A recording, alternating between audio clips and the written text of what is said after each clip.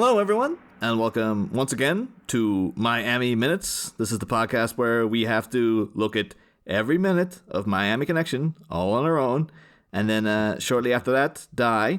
And yeah, that's the story of the podcast. Sounds about right. Yep. What's the way to reduce someone's entire life to just like it's like a 5-second sob story, basically.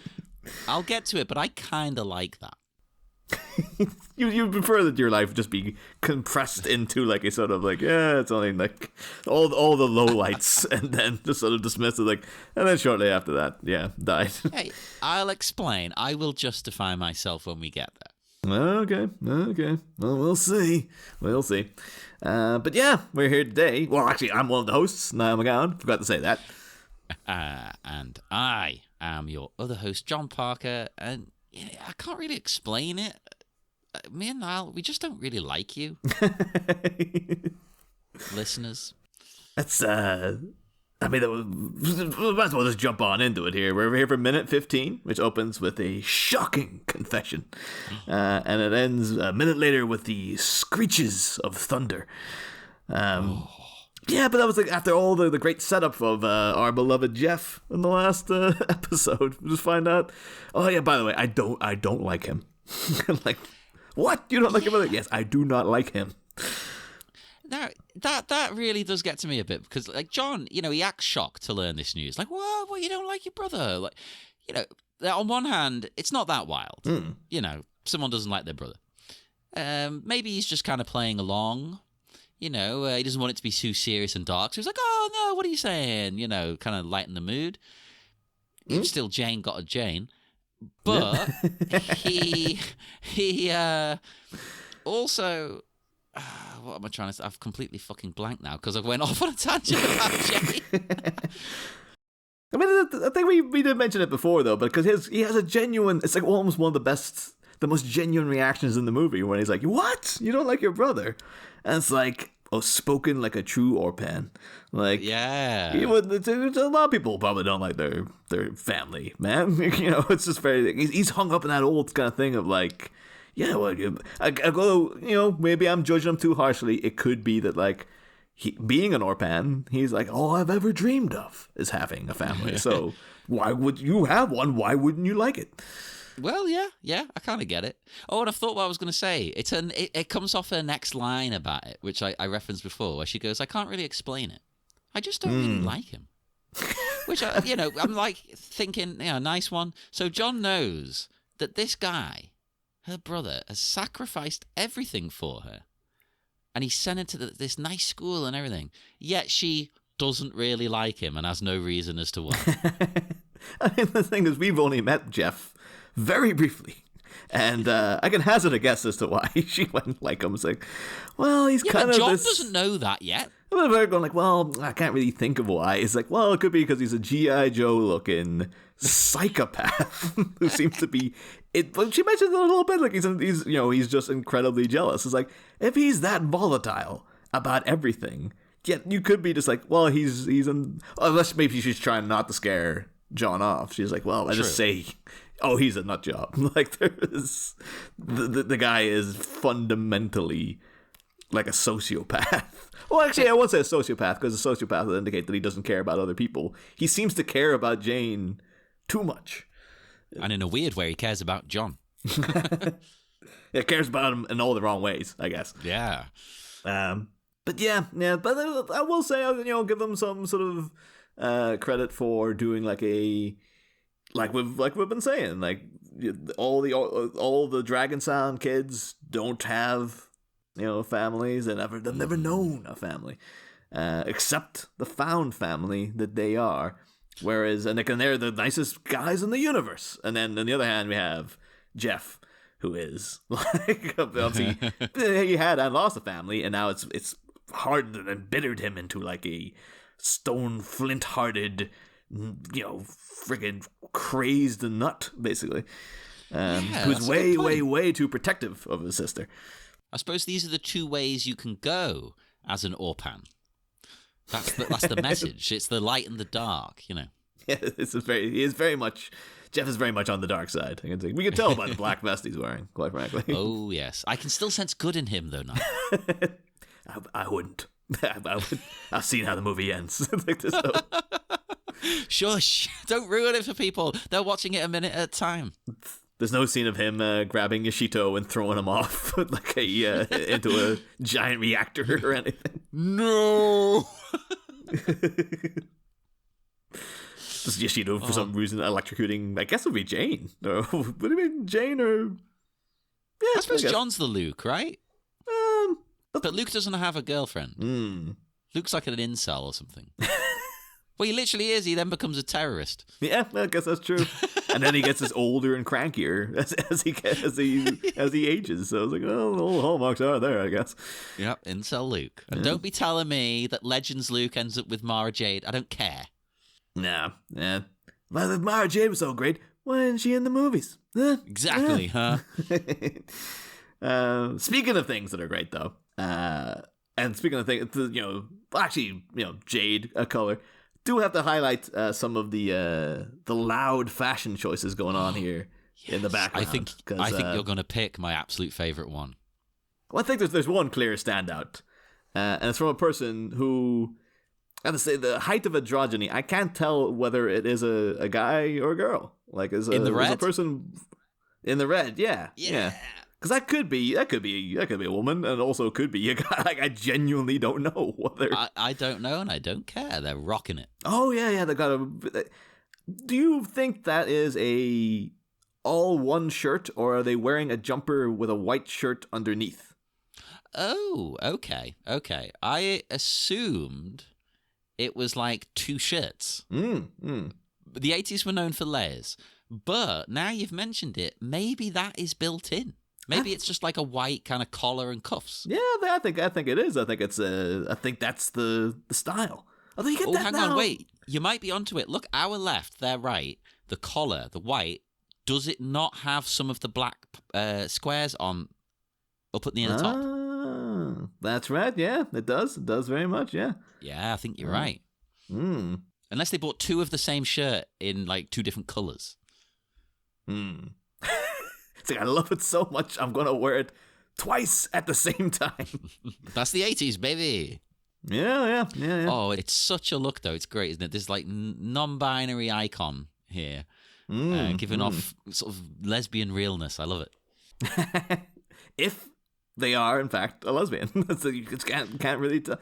Although I was going to say, too, about the mullet hair, but then we do also have a far superior mullet. Which will be highlighted later in the film, of course. We've seen it once already, but, it has its own credit by the end.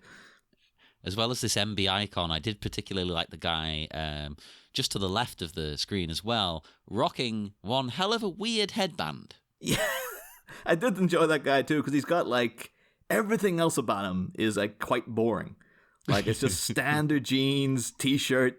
And he's got a little mustache, and the hair is just a slip back. It's just like, it's not quite coming together. I need some kind of accoutrement. And then it just went for this, like, lace-thin headband. That's what's weird, right? Normally when you see a headband, it's quite thick. Yeah. I feel like it could be, like, it's either going to be completely decorative, where you kind of want it to be a bit more ostentatious, or it's there designed to clean up sweat. And this thing is just sort of like... I just kind of fancy like a thin layer of material wrapped around my forehead for some reason. And he's pulling it off. Let me tell you, he's looking cool. He's looking good. He's going for some Rocky Johnson realness, father of Dwayne Johnson. That's right. It's like, well, how ironic that his son would go on to be named The Rock. It must be a coincidence, I'm sure. Oh yes, there's absolutely no connection there whatsoever. It's just complete coincidence. No, what he did actually, if people want the boring truth, is he combined the wrestling names of his dad and his granddad, because his dad is Rocky Johnson, and his granddad was the High Chief Peter Maivia. So he was like Rocky Maivia. There you go. So he took the from High Chief, and then the Rocky, so it became The Rock. Beautiful. That's exactly what he did. Yes. No, he was Rocky Maivia, And somehow that ended up becoming The Rock. I actually can't remember how it got shortened to The Rock. Because when you think about it, that's the worst wrestling name of all time. The Rock. Hey, it's worked for him, though. Like everybody knows who he is. So, but if you actually think about it, it's shit, right? The Rock. It's like, that's really... What? You rock hard? What are you saying? I don't really... It kind of gets the vibe of, like... You know, with wrestling, you kind of want you want like mass, yeah, but you want like agility and speed. But the Rock just sounds like, oh, he just stands there and kind of waits for people to like throw themselves at him until they tire themselves out, and then he just sort of looks down at them until they just like lie down.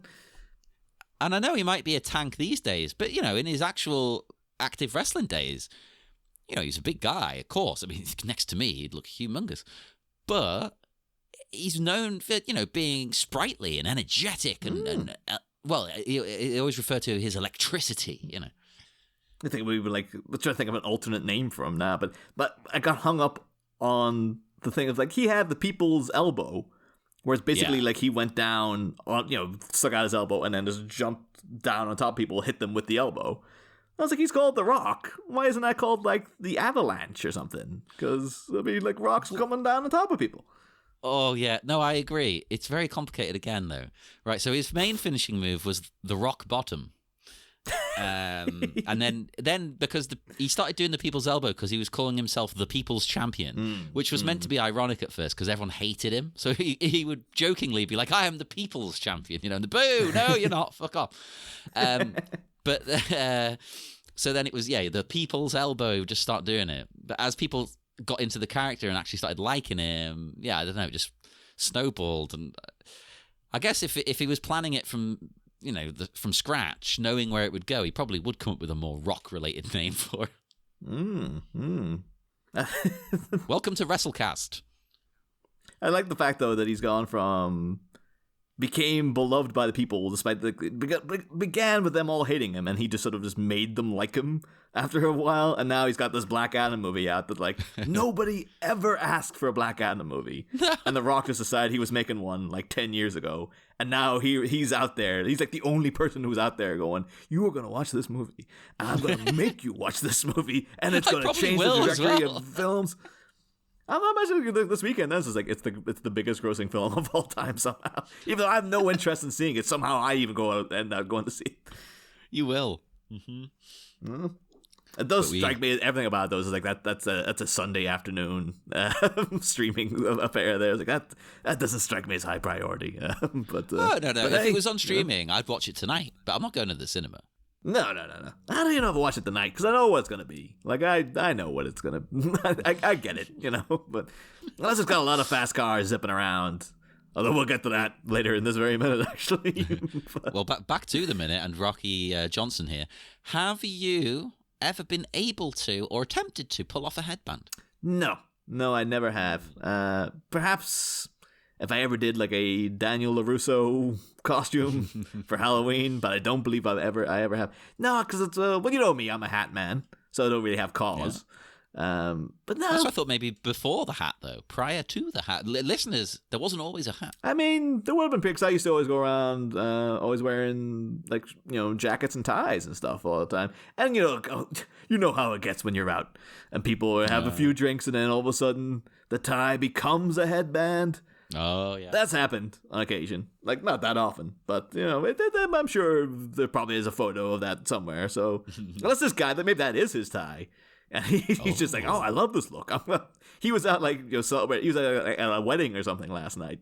He had that going, and he's like, you know what? This is really working for me. So, I love it. Yes. That's like a silk tie he bought. He's like, getting my money's worth, quite frankly. Like, of course I'm going to wear it every time.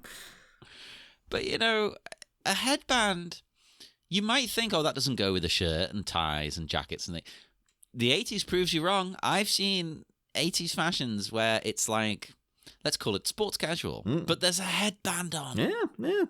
So it does work, but it's one of those rare things that I think is so exclusive to the time. I've tried them on in the shop before and just been like, no. It's a real thing of like, Mark Knopfler could pull off a headband. I don't know if I'm gonna, But again, I think it's all about confidence, quite frankly. Like, It could be. Let's go back to our non-binary gem over here. Because beyond the shirt, it's borderline parachute pants they've got. Oh, they're beautiful pants, yeah. And they kind of look like they're tucked in as well. Like, it looks like there's high socks going on, and it's tucked in at the bottom. It's like, no one could pull off. And then with a gold chain, and like, no one could pull off this look. But you know what? When you have confidence, you can. Like, they're strutting around the hands in the pockets. Maybe that's the key to it. Because also Rocky Johnson there, he has his hands in his pockets. Like, you have your hands in your pockets. People know you don't care. And so that means that they're going to be like, you know what? Headband looks cool, man. Like, I think you're onto something there, yeah. Because when I'm like that, I don't tend to get any hassle. When I'm just chilling, I'm walking, I'm going somewhere, no hassle. It's when you're chilling, you're not moving, you're standing there looking at your phone, waiting for your friend. That's when you get grief. That was the one person I would give grief to, because they can't all be fashion icons. Is that at around 21 seconds, that group sort of departs to their right, and there's a guy who seems to be more denim than man in the background. There, he's wearing a giant. Talk about parachute pants. He's wearing a parachute made of denim shirt, like, on his skinny frame, and even worse, he looks directly at the camera about 21 seconds. Oh my God, yes, he does. Unless he's just like, can I take off this goddamn shirt now? YK, let me take off the shirt. I look like an idiot. He was forced to wear it, goddammit. YK Kim's like, I keep telling, if you had your hands in your pockets, this wouldn't be a problem. But there's actually, looking at it, there's lots of people with their hands in their pockets, and it's all the people I'm digging the fashion of, because there's this kid coming past. I say kid because he looks really young. He's got like a nice multicolored sort of stripy. It's a bit of a Nile shirt, actually.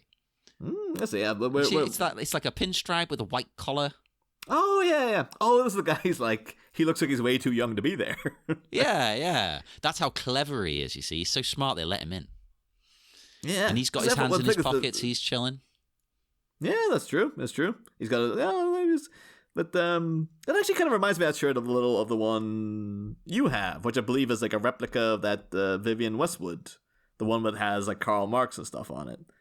Like that, a little bit of the red thing on the shoulder and stuff like that. So it kind of reminds me a little bit of that. But well, I was trying to figure that out, right? Because I wrote down, it always got a red thing on the shoulder. But then I was like, actually, is that a strap for a bag? And we just can't see the bag. Oh. So one of my notes, actually, coincidentally enough, is, does nobody have a bag? Because everybody's carrying their books. And I was like, you can't, even, as we mentioned on this very show before, I didn't have lockers back in my secondary school. So we had to carry all our books all the time. So much so that it became a thing in the local paper about them going like, this is damaging our children's backs. They're having to carry around this crap all the time. And their necks, and their pussies, and their cracks. But didn't get any better in university. It actually actively got worse because I had to lug around like proper equipment. Like, camera equipment and stuff. I remember I actually pinched a nerve. I had to go into and that was the thing too, like there was a campus doctor. And I'm assuming they do it with everybody, where you go in like, right, campus doctor, prove your worth. And you come in and they're just like, yeah, it looks like you got a problem there. You might want to go see your GP. It's like, you're my GP. You're the university doctor. Like, it's not your job, goddammit. Like, well, you want me to wait till Christmas to go home and get it fixed? It's friggin' September, for Christ's sake. Get on with it. But no, but it could be a bag scenario. Yeah, I couldn't work it out. But either way, it's a very similar style of shirt. I mean, it's short sleeve, but other than that, the stripes are very similar. The collar looks kind of similar because it has a Peter Pan collar. Which is a very specific type of collar. It's like rounded. And that looks kind of like it might be. Yeah. I think that was when that Sex Pistols show came out. Because I was aware that your shirt was it's like an old Vivienne Westwood. But then actually seeing, I can't really remember which character had it on, but just been like, that. I did the Leo meme. Like, that's the shirt. That's John's shirt. I can see it right now. The John one. Yeah. It might have been, was there ever a shot of Sid wearing one? Because the one I normally wear, it did belong to... Who did it belong to initially? I think it might have been like one of Susie and the Banshees, and then Sid nicked it off him. So it's the one you see Sid in is the stolen one, and that's my replica style. Maybe that's why Susie Sue's been in such a bad mood since the 70s. She seems like, apparently she's like, as we talked about during Batman at Return, she's like notoriously quite grumpy as a person. So much like that was like in Morrissey's autobiography. Like, he thought she was stuck up. And it's friggin' Morrissey, for Christ's sake. And he was like, that Susie Sue's a bit much. Like, she's kind of an asshole. I think she just likes to be left alone, which I understand. Like, in fact, unless something's changed, she moved to France because it's like, well, no one will bother me there. Which apparently that's the case. I hate to bring him up, but apparently that's why Johnny Depp moved there as well. It was like, well, no one will bother me. I don't think he lives there now, though, does he? Well, I mean, people are trying to do nothing but bother him and everyone around him currently. So, who else moved there? Pete Doherty. He moved to France and he lives in like a little village and just like eats cheese. The massive breakfast he had. I'm assuming that was in England, though. People aren't aware there was a viral news story about like a year or two back of Pete Doherty from the band The Libertines. And he went into like an all-you-can-eat. I think it was basically he just went to a cafe and they had a thing of like, if you can eat our giant breakfast, you get it for free. Why not? And it was like it was like a cauldron of beans. They had like 3 or 4 burger patties on the side. It was about 5. It was maybe like 10 sausages and like a whole big bag of chips and stuff. And it was just him, just like, I'm going for it.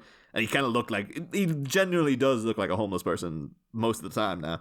Although he's quite wealthy because he was in a big band at one point. He's looking a lot better at the minute. He's getting himself back into looking good. Yeah, I think they're just properly like back on the straight. Like the Libertines are back together. They're just getting on. I think they're all sober, I guess now, and it's just like, yeah. I mean, if we had done this before, maybe the band would have lasted longer. But well, that's what I loved. I read an interview with him in The Guardian, and he was really honest. He said, like, yeah, I've moved to France because I can't indulge my vices, basically, where I'm living in this little village. Like, my vice now is cheese. He's like, because I know if I was around drinking drugs, I would do them. So I'm just removing myself from it completely. That you can't get them here, so I'm not going to bother. Yeah, well, I mean, if he's happy just clogging himself with cheese, I mean, that's also very unhealthy. But I guess it's better than heroin. Exactly. I do love me some French cheese. Ooh. The more it smells like feet, the better. Although, speaking of old bands and just the general campus of the University of Central Florida, we talked a couple of things about them, previous alumni and stuff a couple of weeks ago. But I noticed on their Wikipedia page that they've got a slogan, like the university slogan, or motto, I guess it would be. And their motto is "Reach for the stars." Now I'm just singing that, like reach for the stars. I mean, I'm sure everybody remembers. But of course, "Reach for the Stars" was one of the big hit singles for the band S Club 7, which were like a British pop band in the early 2000s. They didn't last.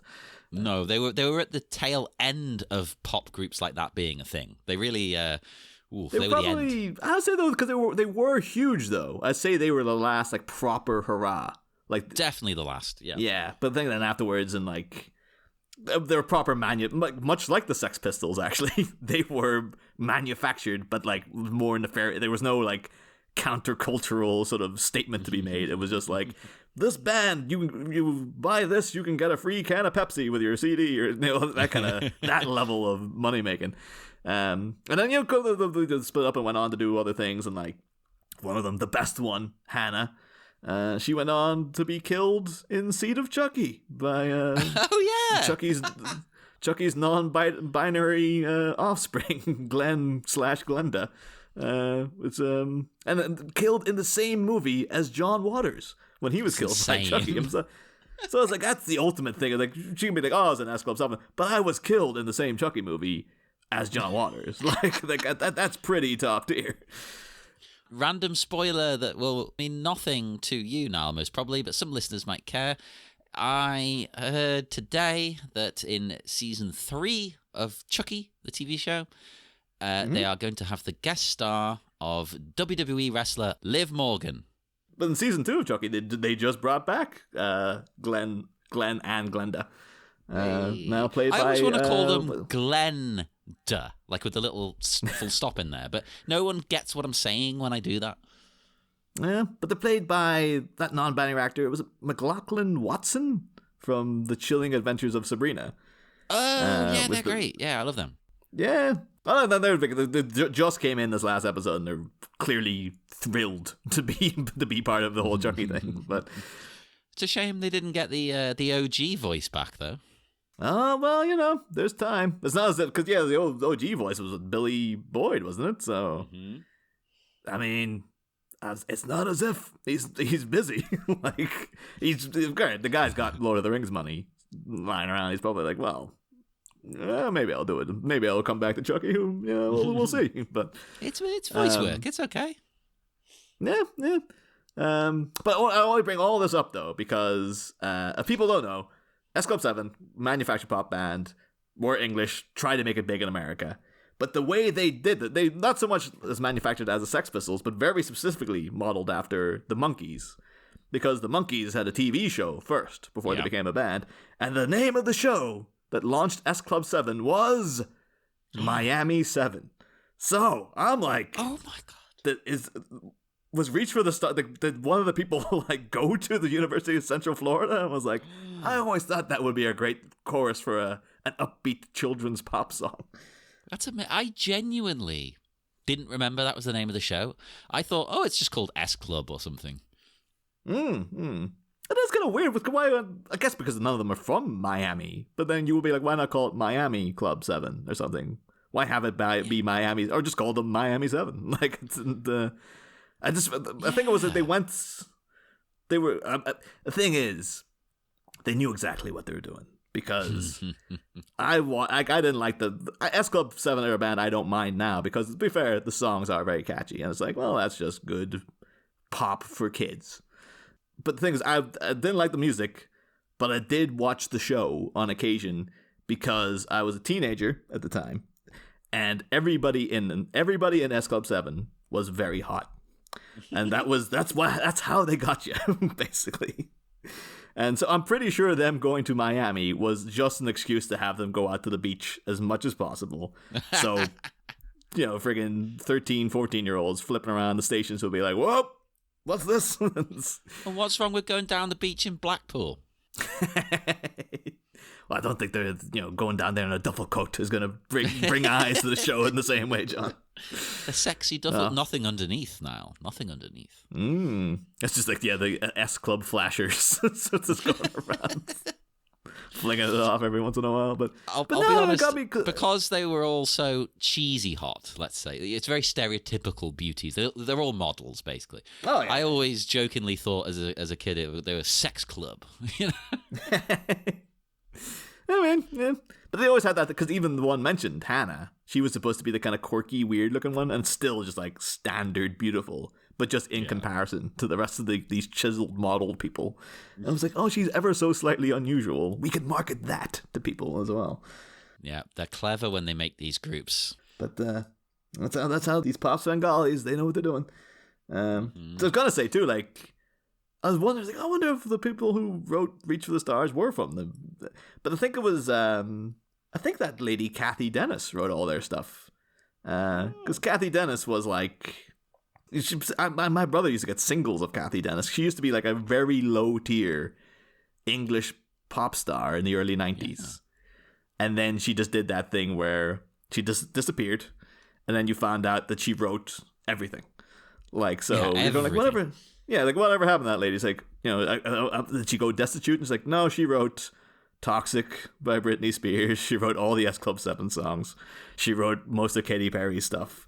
She's writing constant, the theme tune to Pop Idol or American Idol, I guess is what most people know it as. But that music that comes on, that's Kathy Dennis wrote that as well. So it's oh, you don't see her. It's because she's on top of $1 billion.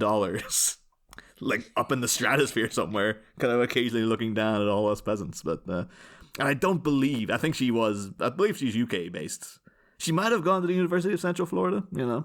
She could be in the background right now. It would have been 87 when she would have been there. So what a revelation that'd be. She's like, that's her there. You can see her, a millimeter of her arm in the background. Unless she's our non-binary wonder. That was her. She's just like, I got that taste of stardom when I was in Miami Connection. And then I had to reach for the stars.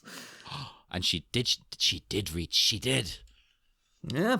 She reached. She got. She grasped. But anyway, so. S Club. Let's do an S Club podcast.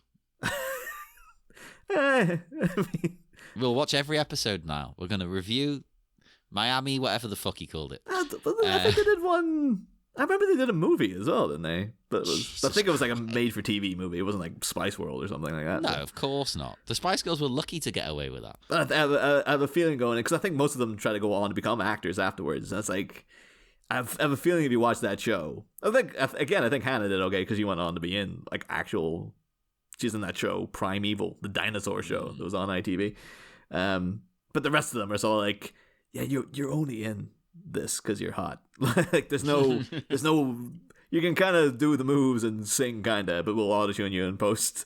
But you're mostly there to look good. Yeah, it doesn't. If you can't sing, that's fine. Yeah, oh totally.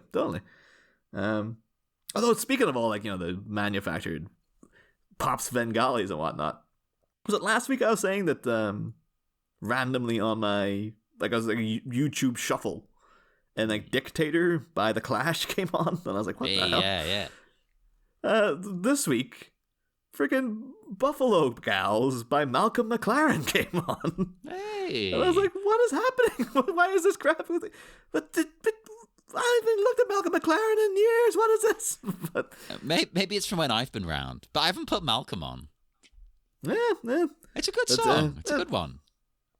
I mean, it's better than Dictator. I'll give it that. Dictator's good. But anyway. But yeah, Malcolm McLaren had been in S Club 7. Maybe he could have given them the edge they needed to survive into the 2000s. Oh, God, no. He probably would have liked it the way it was, to be perfectly honest. Ugh. Mm-hmm. I mean, at the same time, it's not as if he was above making a bit of money. Malcolm seemed to be exactly. like, look at Bow Wow. Yeah. That was him as well. And his whole approach with that was make the young, how old was she? 14-year-old singer, make her naked on the cover. That'll be controversial. Oh, Malcolm. It provokes people, but then I should have a bit of money in my pocket. Well, I don't see what the problem is there. I mean, I agree with that. You need to make money. Everyone has to make money somewhere. Yeah. It seems one of those ones that always sounds like he has money. That's the thing. You're always like, that's the thing. It's like you sound like you come from money, so I don't see what you think. He had a very unique way of speaking. I don't think I've ever heard anyone else talk the way he did. They could probably find out it's all put on. That's the thing. It's like, oh yeah, this is the real Malcolm McLaren. He's common as muck. But anyway, how did we get down that? It doesn't matter. It was just talking about the people, the 7 people of the university in the background. That was it. But we get backstory now for Jane and her brother, because she says that her parents divorced when she was young. Her dad ran off with a younger woman, and her mum sadly passed away. It's like, whoa, this is a lot in one go. Yeah, that's what I was saying at the start, though. It seems really like it's really reducing this lady's life to just being like, well, all she ever did was she had me, and then she raised us, and then she died. It's like nothing more. Do you like any personal memories of your mom you want to mention? Maybe get it more organically into the conversation rather than like, oh, so we've been going out for so long. I've never asked about your family. Like, well, both my parents are dead, and this is exactly what happened. Hey, no, you know what? I defend it because, number one, she probably feels like, well, I need to explain how I'm in this situation with my brother. So I've got to get this out of the way. She's dead. In fact, as we find out in a minute, they're both bloody dead. But what I do like as well is that, to me, this is the way that I think people talk about this kind of stuff after years and years have passed. It's very matter of fact. I don't need this to be like a super emotional thing for her. She's had to learn to just deal with it by now, or she'd crumble. So it's like to her, it's like, well, I just, I've said this 50,000 times to people now. So it's not that she doesn't care. It's that talking about it is kind of like an emotionless thing. Yeah. Unless maybe her mom genuinely didn't do anything else. She just sat and looked in the corner. And then eventually I think it's the way she says, like, she goes like, well, she raised us all by herself and then died. It's just like, oh, I finally finished raising those kids. It's like, oh, it's so inconvenient. She just passed away. I'll never forget watching this show. I can't remember the name of the show, but it was following around this fashion designer called Harold Gluckler. And he was really eccentric and really weird looking, like just bizarre kind of guy. And it just casually dropped into conversation with the interviewer. And he was like, so yes, my father, then he killed my mother. And it just carried on. I was like, whoa, wait, go back. What? Holy moly. It was wild. I was like, what? Well, maybe there is just no other way to bring up these scenarios. Like, was it the other week we were talking about where I had to like throw myself on the swords of mercy of the audience by saying I did listen to an episode of Joe Rogan because John Peters was on it. And midway through the episode, he just casually mentions like, oh yeah, my sister died today. But like, I wanted to do this because like, this recording's important to me. It's like, I'm pretty sure you're going to reschedule for the next week, man. Like, what the hell? I don't know. I think I said at the time, sometimes it distracts you, Yeah, like, you're going through processing the pain, maybe, but, like, even Rogan himself sounds like, what? Like, dude, you didn't have to come in to record today if your friggin' sister just died. But, like, oh, no, very, very tragic, very tragic. But, anyway, so this time I'm Batman. It was... But, yeah, so, we got basically, so, I think it's such a cliched kind of, like, everything sob story, though, because not only are the parents dead, but they got divorced. And divorced because the dad was a cheating scumbag, and he went off with someone else, and then he died. And it's just like, it's everything that could have gone wrong in Jane's life kind of did go wrong. Again, though, it all adds, credence to, like, you get Jeff's motivations now, though. It's just like, well, they did have a horrible life, and he has been very protective of his sister. Yeah. It's just that they painted him, and they continue to paint him throughout in such a psychotic manner that I don't think they have any interests in, like, redeeming him at any point. Like, you think that would have been a thing that they could do, like, let's try getting this guy's side. It's like, no. We've just given him a good, empathetic backstory and a decent motivation for what he's doing. But also, let's just make him one note and completely just like a cartoon character. It's an odd mixture, that, isn't it? Because any other movie would be giving you all this information to then later on make you sort of like him. Because again, he's doing good things in some ways. He's trying to look after her. He's trying to make money for her. Okay, he's going about it in bad ways, but maybe that's all he's got. Maybe he didn't have the luxury of an education. Yeah. I mean, you think there could have been a scene where maybe he's talking to... What's the one that gets the letter from his dad? Is it Jim? It's like, they're all the names are interchangeable, really. John, Jack, Jim. I am choosing to believe, though, because you're like, no one with a J for their opening letter could be a bad person. I'm 100% believe that Jeff spells his with a G. Like, that's what's wrong with him. It's just like he's broken the J mold. He's full on GEO, Jeff. Ah, yeah. Yeah. But you think they could have had a scene where the guy who finds out that his dad's like, oh no, I'm going to meet my father and stuff like that, they would have an emotional speech, and then Jeff might be like, I care about family too. Like, that's why I'm doing everything that I'm doing and stuff. And then maybe he lets him go, and Yoshito's like, you betrayed me, Jeff. And, you might have Jeff sacrifices himself or something to get Jane out of there at the end. And, there could have been, like, that's all cliched action movie bollocks. But, like, it's a little less cliched than some of the stuff that happens later in the movie, you know? Absolutely. I'm on board with this. I like your ideas. Yeah, yeah. But I did find it interesting that, as I mentioned before, strangely, her estranged father died not long after the mother, which I found a little suspicious. I think Jane is the killer of both. Ah, I think because in my mind, I was actually like, oh, wait a minute, maybe that's how Jeff got started. Maybe he went after the dad or something. But now we got two prospects. It could be that. Oh, you know what it could be, right? It could be like Dexter. It's Jane doing it, and he's trying to.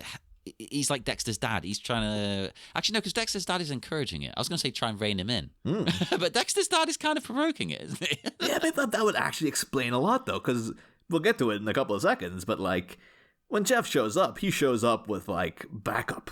Like, he's got an entourage with him. It would make sense, like, oh, no, my little sister is, like, a crazed serial killer. Like, you know, I can't handle her by myself. And the reason I'll have to be such a friggin', you know, testosterone-driven psycho is because, like, if I show any weakness with her, she will use that against me. Like, she's nuts, man. She's more dangerous than Yoshida over here. Yes, we're onto it. We've discovered you, Jane. She doesn't need to, you know, Yoshida cracks all those, you know, those slabs in two with the fire coming out. Like, Jane could just do that. She could, like, do that with her mind. She's that, you know, she doesn't need any of, like, actual, you know, she's more of a Hannibal type. It's like, oh, I could kill you, but I could also convince you to kill yourself. You know, that kind of thing. Oh my God, that's amazing. Yes. And then you find out then, like, oh, maybe the father killed himself or something. And it's like, oh, it was after a year-long campaign of Jane with messing with his head and stuff like that. It's like she really gets into and that'll be the twist for the next movie, is that you find out, like, oh, the real enemy was within. It was within Dragon Sound the whole time. Oh my God, she's infiltrated. What are we going to do? And she breaks up the band. She Yoko Ono's them. Yeah, she's Hannibal Yoko Ono. That's brilliant. It's perfect. I'll be honest, I hate saying that because anyone who actually thinks Yoko broke up the Beatles is a fucking idiot. Not only are they sexist, but they're racist. She didn't do any of that. She just happened to be around and be the girlfriend of John. Boom. I thought you were getting ready to defend Hannibal Lecter there for a bit. Like, to be fair, all those people were assholes. So, I mean, in the show they were. Yeah. Although I think, like, in the movies they make it a bit too much. It's just like, it's just really, he's kind of like an anti-hero. I appreciated the show showed that he was eating rude people he found to be rude, but it was like, it could be like a mechanic who had a bad day, and there was still an evil streak in Hannibal of like, well, I don't like him, so therefore he's fair game to me. That's how I want to live my life, to be fair. And then he goes after Will Graham, like in that first season. Like, Will Graham's a nice guy. He's just like, I'm gonna wreck this man's whole career. Like, it's his way of flirting, Niall. That is the thing. They said afterwards, and he's like, you know what? Now I got him locked. Now I successfully did everything to him. I kind of really miss Will Graham. Like, I actually really liked him, but maybe I can get him out of prison now. Yeah. Then he'll love me. Oh, it's such a great show. Yeah. Oh, I did. Like, that'll be my next Halloween. Will be another rewatch of all of Hannibal. I did that like 2 years ago. Best decision I made in my life. It was incredible. Yeah, I need to rewatch that. But as they're walking along here as well in the quad, as I want to call it, we see her book, right? Now, let me get the exact second for you to take a good look at the book. So it sort of starts around second 35-ish. Right. Am I correct that this is an advanced psychology book? Well, it's unfortunately, because it was, you know, a very cheap movie from 1987. The picture isn't that great. But, I mean, she could be a double major. She could be... Well, that's what I was going to ask, because... Is that a thing? Because I hear that sometimes in American movies, but you don't really get people doing that here.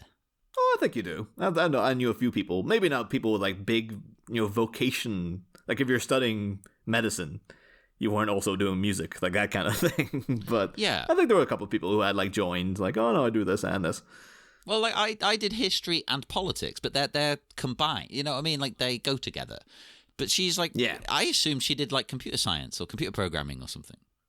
Yeah, maybe if she's doing psychology, that makes that goes with her whole psychologically destroying her family thing. Like she's turned her brother into like a friggin' hair sprouting anger machine, and she also successfully ended her estranged father by for ruining her life and stuff.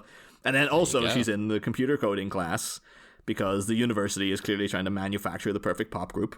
And they would get there several years later by creating the androids that were S Club 7.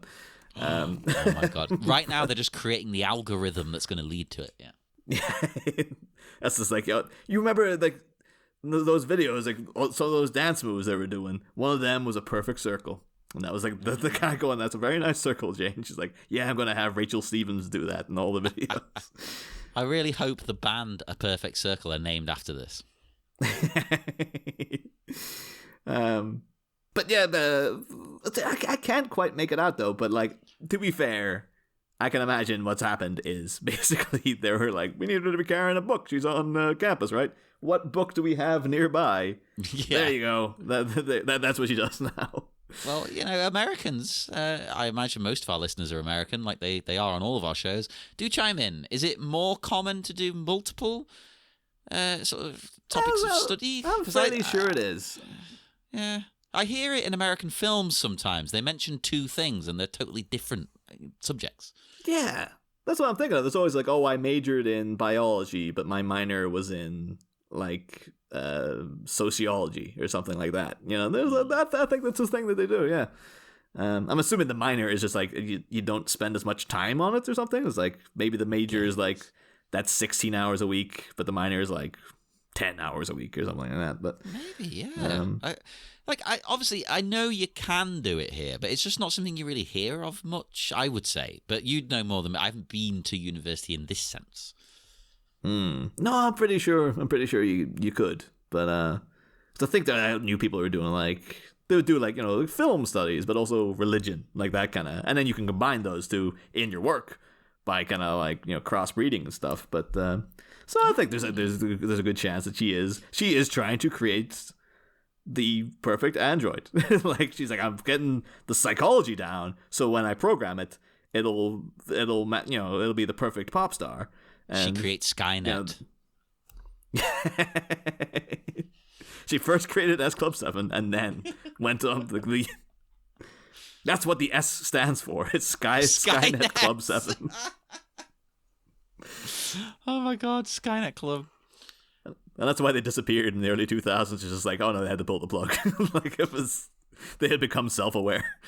Well, hang on. Isn't the year that the nukes get launched by Skynet 1997? Oh my god. We're through the looking glass here, people. It's like they were reaching for the stars by launching nukes at them. Oh my god, it was there all along, right in front of us. I really hope I am right with that date. Oh, I think it's August 27th, 1997, I want to say. We should know. We talked about Terminator 2. We did a commentary that you can all hear on the Sleepy Charity Media Patreon. Yes, it was a lot of fun, but it was a while ago, Niall. It was a while ago, and it was a new cut. Yeah. Oh, well, it was let's not go down that road, because that was apparently it is now the cut. That's just the Blu-ray edition. And then was to discover, like, what? Like, if you just buy Terminator 2 now, this is the ending? This is awful. What the hell are you doing? But it ain't my cut. Oh, well. And speaking of new cuts, since we started recording this show, Vinegar Syndrome have brought out a new cut of Miami Connection. Oh. Do you think it includes all the S Club 7 cyborg creations and stuff? Of course it does. Absolutely. No. Until we're finished with this, I won't delve into it too much. Actually, that's going to be a long time. Okay, maybe I will delve into it before then. just to see, because I think there's quite a bit of different there's deleted scenes put in. I think there might be a different ending. Oh. I mean, it's definitely worth a thing. Like once we're done, we should probably do like an episode reviewing it, I guess. Yeah. That's the same thing though. Maybe we had that hanging over. Although this one has successfully come out, but like as we were like wrapping up Batman Forever, all the Schumacher cut stuff really kicked off. So it's like, we just finished the movie. Don't release a new cut of it now, for Christ's sake. Like, we're gonna do it again and I mean, again. most of it was all stuff we had talked about. Have been like, this is a deleted scene that no one's ever seen. And we're like, it could be in that Schumacher cut. It's like, no, they'll render the whole show we just did. Moot, what are you doing? Oh, but as they're walking as well, we get some more lovely ADR. As Jane says, she's going to go meet a bro now. And the thing is, that's very clearly the actress playing Jane saying that. I'm not entirely sure that's the guy who plays John delivering that dialogue. Like, his voice is so much richer and deeper, again, because it's a different friggin' audio source, but yeah, it's so like, what, do you know like your family? So anyway, tell me about your brother, huh? It's like, tell me about your brother. Where was your brother going? Where is he? Yeah, but she does warn John, to be fair, because he wants to meet him. He's a nice guy, John. He wants to be proper. He's the kind of guy, I imagine, if she took him home, he would introduce himself to her father, shake his hand, and call him sir. It's very American. Yes, yes, very much so, yeah. So he wants to meet Jeff, but she says, he's involved with some really shady characters. And all I could think was, how can she say this about Yoshito? Have you seen them? She should have seen Yoshito because he's at the club last night. But we'll get into that discussion in a minute because she says something that kind of prompts that actually a little bit. But it was. This is a very clear example of a thing that's been ADR'd, not just because you can just tell a mile away. It's not in the same. It's clearly like none of their mouths are moving, and it's random stock footage of them. But you really get the vibe of any other movie would be like, well, the audience could piece this together. Like, we met Jeff, we met Yoshito, he already said that's my sister, and we saw her, and then like when he shows up in a minute, people will get what's going on. But as if they're like, no, people are idiots, so therefore we have to have another bit of dialogue to establish that I am going to meet my brother now. He is this guy who's involved with bad people that you spent 10 minutes watching doing bad things earlier. And by the way, he's very jealous, in case you don't get all that from him being jealous in that previous scene and everything he's about to do in the upcoming scene. And to be fair, she's not wrong that, he's extremely jealous. As much as we might sort of jokingly defend him, this dude is a bit too into his sister. Yes. Now it gets... we'll leave it for upcoming weeks, but it's a bit Targaryen. I was going to say that as of the newly released Halloween Ends, there's a lot of people theorizing about that the Corey character and his mum. They're a bit like, she kisses him on the mouth, and she doesn't want him having girlfriends and stuff, and it's a bit like, is she doing something? It's a bit uncomfortable and stuff. But bit like, Norman Batesy kind of thing. Yeah. So I was like, well, that's a whole Halloween Ends is a whole other friggin' discussion. But that's one of the things like, I can get behind that theory because that makes sense at least. Like, a lot of the movie doesn't, but that is I enjoyed that film. It wasn't a good movie. Like, don't get me wrong, but I enjoyed it. But at the same time, people were making so many jokes about it. I was expecting it to be fucking nuts. Yeah, I think it's just nuts that they did that. That's about the extent of it. But like, it's a bizarre swing of a movie. But at the same time, I really support that it's going like, oh, you know what? We just went and did something you wouldn't expect. I'm like, okay, all right, well, man. And the people saying, oh, it's really bad, blah blah blah. I mean, come on, there's worse Halloween films. Yeah. No, that is 100% true. Yeah, what's the name of that cult? What? The Cult of Thorn? The Cult of all Thorn. that bullshit. Oh, I said to you, though, like, because people are saying, like, oh, it's got, they're trying to go for the Halloween 3 vibe. And I was like, it gave off major Halloween 6 vibes to me. Like, it was just so kind of like, so this is what we're doing up. Like, this is... I want to be like a really boring fence sitter and say, I think it's mixing the two. We get a bit I really liked again where he says does he know you joined our band? And Jane says, I'm not sure. I do like this because, you know, this is pre-social media era. Why would Jeff know everything? It's not like she's making status updates about it. And she obviously doesn't really like him or talk to him much if she can help it. So I think it's quite a truthful answer. Like, I don't know. Maybe. It's kind of one of those things of like what she's kind of saying is I haven't told him, but he does like he has little birds that like come and tell him things. Like he's got he has like there's things I've never told him that somehow he knows about me. Like he's got eyes everywhere. So that's I think.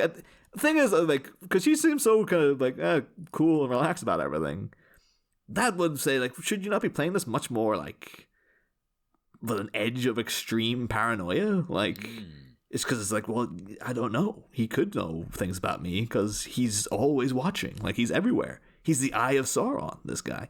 Oh yeah. I think that was the big twist. The big twist at the end of Rings of Power. Was Sauron was Jeff from Miami Connection the whole time. They were just randomly watching it on TV, and then he just turned to the screen and was like, it was me, Galadriel. It was me the whole time.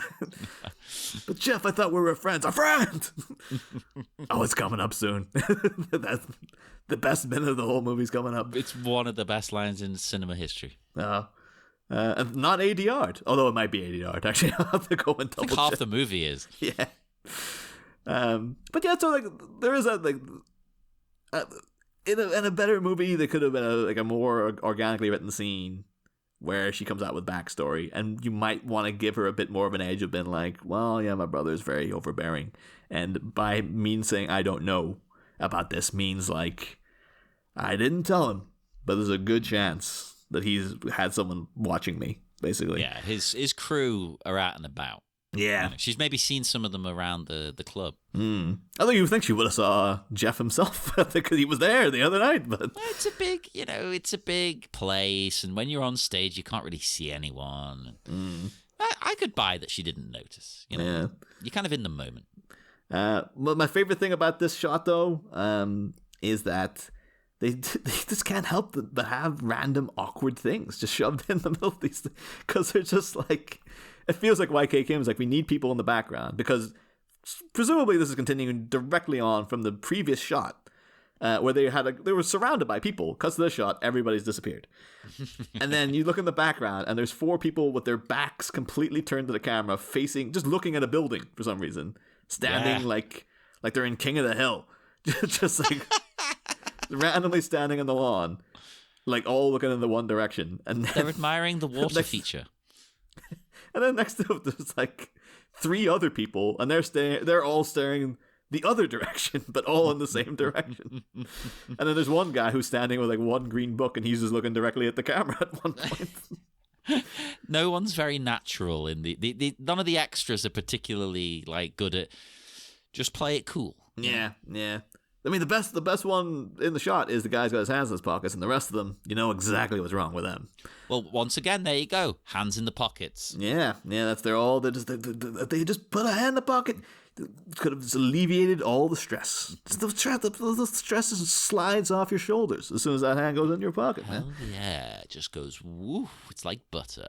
I did notice, though, like, everybody is well prepared for rain, though. Like, in the previous shot, there was a bunch of people with umbrellas. One of the guys in the background here also, again, with an umbrella. So it's like they were, I guess it's a tropical storm area. So they're like, yeah. Although I can imagine in a tropical storm, an umbrella is like the worst thing you could, it's just gonna, to be fair, as soon as the wind comes, like, I'm surprised they've not managed to make umbrellas better somehow. Like, yeah, they advertise some of them as wind resistant. And let me tell you, Liverpool is that windy being by the water. Doesn't do a fucking thing. I think, yeah, that's just there'll be a massive headline if they actually crack the formula of wind-resistant umbrellas, because they're like, we did it somehow. We actually made it so the thing won't friggin' just turn itself inside out. The rest of it's all a con. If you see anybody else saying that, it's like, no, that's complete bull plop. That's grade A bull plop.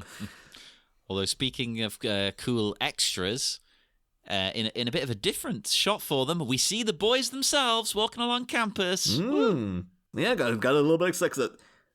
beyond the "a friend" line, one of my favorite line delivery from YK Kim is also coming up.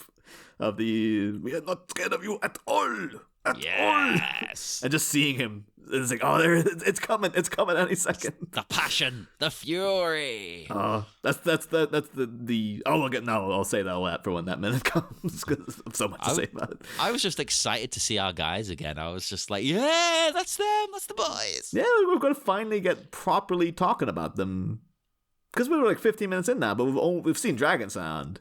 But we've not, and we've got hints at the brilliance that is the performances of the guys in Dragon Sound. But we've only really spent time with John so far. So it'd be great if we finally get into talking about the Orpan dojo that's going on in that house. That's the name of my new album, Orpan Dojo. But yes, but also that also strikes you as a bit of that shot wasn't originally there. And they're like, oh Christ, we need to establish that those guys are coming too, because otherwise people might be like, where did they come from? Yeah. But only for a second. You only need to see them for like 1 split second. It felt very natural and real to me. You don't always have to focus on your main characters. Sometimes they are background in their own story. But then we get one of the most dramatic cuts of the whole movie, and there's a lot of dramatic cuts in this movie, let me tell you. But we get a Jeff in his truck screeching into the quad. Wait, how do you know it's Jeff? Well, who else would drive like that, John? That's true. But it's that, like, 4 cars. He needs 4 cars. He's just coming to get his sister. This guy's like, I'm bringing an army with me just in case. Unless they just literally do nothing all day. And they're just like, hey guys, let's go get my sister. Like, whoa! It's like everyone just highlight of the day. Imagine it getting not organized though. Like, cause I hate going anywhere with anybody anyway, because it's always so much like you have to wait for them to get ready, and then they dit there and that, and it's like, are we taking a taxi? We got in the bus, and it's like, I would just walk if it was me, because I'm a lone wolf, John. You know that about me. Oftentimes it is easier just to meet someone somewhere. I agree. Yeah. That's why I always go to cinema by myself, because it's just like, it's just so much less hassle. just go in your own time whenever you want. And then just when people call up you're really looking forward to see something, and then someone's like, well, I've got to cancel, and you're like, now I'm obligated to wait even longer. It's like, no. Just cut out the other people, and you're having a better time. But like, imagine then having to be like, okay, so we're going to get my sister. I need 4 cars packed full of people. And then been like, oh, but no, Billy Bob's he's gone to the toilet. It's like, oh, God damn it. Okay. Unless maybe they're all going out to party after. It's just like, well, I'm just swinging by together, but like we're all on our way down. Dragon Sound's playing again tonight. We got to go back and see him. That's true. Maybe Yoshito's like, I was really digging their vibes. Yeah. It's like word of mouth is spreading. Like tomorrow night, there'll be like 7 cars coming to see Dragon Sound. Maybe Yoshito's like, I was really into that. They were doing like a martial arts thing. That speaks to me. This band is saying everything I want to say. Except for that stuff about friends. Because you know how I feel about that. Screw friends. Well, I mean, feel free to screw friends if that's your jam as well. If it's all consensual. Although it can mess up relationships and friendships, so maybe have a long thing about before screwing your friends. But well, that's exactly You do you. I mean, to me, I don't want anyone to see me naked. So, but I also think too, it's like maybe these guys just do this for everything too. It's just like Jeff's like, it's laundry day. Everyone into the trucks. Great. They all come out there just wearing underwear. It's like, no, it's laundry day. We just came and jammed out that laundromat, and then now we came here to pick you up. They're not the Red Hot Chili Peppers. Little briefs. Did they come from the University of Central? Maybe they were manufactured. They were like the funked model. Well, I mean, obviously they didn't come from this university now, because you know how much they love California. Maybe that's what went wrong with them. There's like, well, the major problem is that they're from Florida, but they keep singing about California. That's the big scandal that's going to break. Did you hear? They're not even from California. That was the problem with like the circular programming. Was like, they're going in a circle of just singing about the same state over and over and over again. And they refuse to put on clothes. It's quite annoying. And they also seem to not get old. It's very, but you know, although I guess you'd want that from your cyborg pop stars. Well, true. Everlasting. Yeah. Although it would go on to be in a genuine classic of themselves, though. We got Flea and The Big Lebowski, and Back to the Future too, and then Anthony Kiedis in his like one-line role in Point Break. So. Oh yeah. Flea was in something recent. Oh, Obi-Wan. Yeah. Flea's doing. I guess he's doing better than the S Club 7 crowd because he is probably acting. But exactly. Although I guess we did also cover that on our Patreon. And I recall saying that was like one of the most hilarious things I've ever seen, of just seeing in the Star Wars font in the end credits just Flea. Flea. It's like, could you not just let it go one time? Like, you can call me by my legal name, but I'm guessing Flea probably is his legal name now. He's changed it. Oh, there's no doubt he's changed that, because he never goes by anything else. You never hear anyone talk. You know, it's not like a Muhammad Ali scenario here, where it's like people just kind of swap the names interchangeably. It's like, no, everyone only ever calls him. I don't think anybody knows his actual name. I'm sure you could find it out, but off the top of my head, I don't know it. No. If it's not really long and pretentious, I don't want it, unless it's like, you know, Charles Mothenheimer III or something. It's like, I want it to be really upscale and snobby. I only just found out the full name of Monty Burns. Charles Montgomery Burns. It's even longer. Hang on. Charles Montgomery Plantagenet Schicklgruber Burns. This sounds like a post-season 20 development to me. It very well could be. He's a Plantagenet. That's one of the fucking old royal family. Before the Windsors... Well, they're not the Windsors, really. That's a fake name. But what's the fucking real name? Saxe-Coburg. Yeah. Plantagenets. That's like old school. That's like Richard III. So...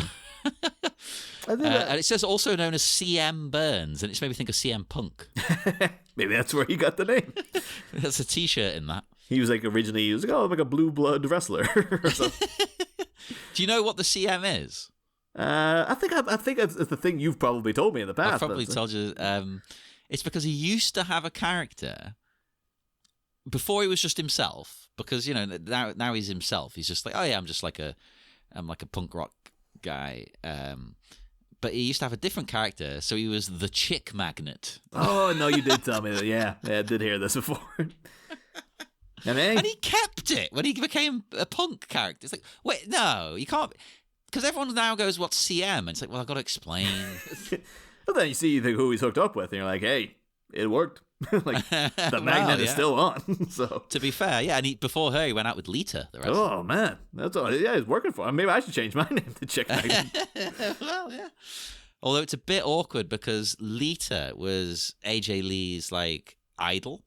And there's a famous picture of AJ Lee meeting her when AJ's like 14 and she's crying and everything. And then she ends up breaking them up as a couple and like stealing her man. I did the other day, because it's not on Disney Plus, annoyingly. Although I'm sure it will be very soon. But I downloaded season 33 of The Simpsons, because people keep saying it's like, the big emphasis is like, it's not the show you remember, but it's good. It's like, it's not, don't go into it thinking it's going to be like the early 90s. It's like, no, it's a completely different kind of show, but it's actually very good for what it is. So, but then I was told that the Fargo episode they did was amazing, and I couldn't make it through it. It was that bad. So I'm kind of like hesitant about like, but the big emphasis that people are going like, you know, they've changed Homer now too. Like, you know, they always had the jerk ass Homer thing was going for a while. They're like, he's like the sweetest man in the world. Like, he's still an idiot and he's still an asshole and stuff, but he's so well intentioned. He's actually very endearing. And like, okay. Oh, original Homer was a bit like that. It was always that he always wanted to be like, you know, he was always trying to help out the kids. He just didn't know how to do it and stuff. Well, the whole saxophone episode, you know, that's really sweet, isn't it? Where he goes and gets Lisa the sax. Yeah. So I probably won't watch it anytime soon, but it's there for like, okay, I'll give it a swing, because, you know, I don't want to be missing out on good Simpsons if it actually exists. So report back to me. Let me know. Well, by the time I get to watching it, it will probably be on Disney Plus. They'll be like, well, if you just waited, but I can't wait. Once I want something, it's just like, I just need it right now, and then I'll just leave it gathering dust for a while. But now you've got the option. That's what matters. It's down to you now. Yeah. I'm already planning, like, okay, so I'm near the end of this book, but I need, like I need to order another one for, 2 months' time. Because after this book and the next book, there's only one book left. Exactly. You're just like, well, what am I going to be reading in December? I'm like, I can't just go in and find something. I need to have it pre-planned, so... But with regards to this, I am actually noted out. Yeah. I mean, we're gonna get to who's in these cars, in a big bad way. Oh yeah. This is gold coming up in the next few minutes, really.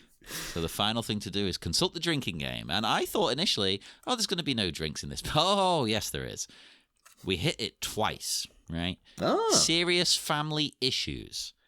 I think this counts as serious family issues. She's talking about her brother, how she doesn't like her brother, about her parents dying. What? She doesn't like her brother? Her own brother? Whoa! Take a drink. No. And I think this kind of counts. John brings up Dragon Sound, which I think that counts as someone mentioning Dragon Sound in a performing context, right? Yeah. He brings up the band. He doesn't say Dragon Sound, but he says, does he know you joined the band? So for the purposes of our listeners drinking, I'll say that counts. Take a drink. That's all you're getting today, but, more than I was expecting. I mean, the only other note I have is just that I'm assuming maybe we should look more into it. Maybe these people went out in real life, but just the way they're walking together, her with the arm around his waist and stuff, it looks very uncomfortable to me.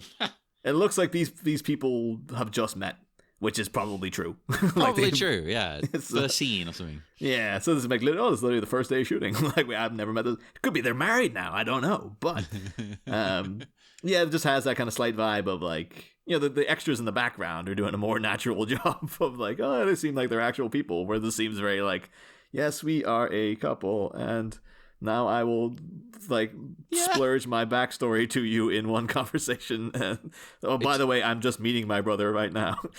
It does feel like this whole scene was right, we just need to have one quick scene to explain everything. Go. Boom. Yeah. but hey, you gotta cut through the rock sometimes to get to the sweet gold within, which is coming up next minute. So, and it is. So do join us then.